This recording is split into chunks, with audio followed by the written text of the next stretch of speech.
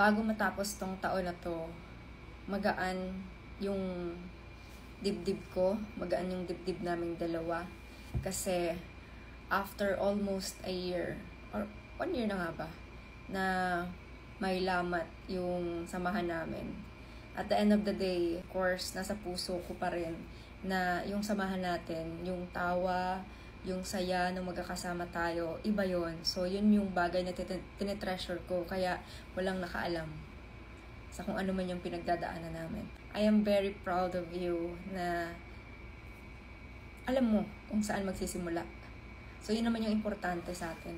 So, guys, stop the hate.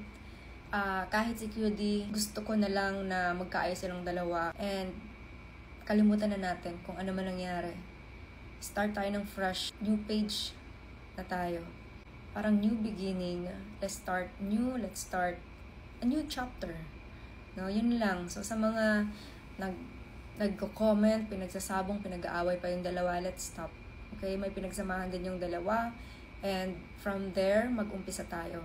Doon sa mga moments na naging masaya tayo, doon tayo mag-umpisa. Okay? So, enough na to. Stop na. Nasabi na yung mga nasabi. Ang magagawa na lang natin is to move forward, heal, and new chapter.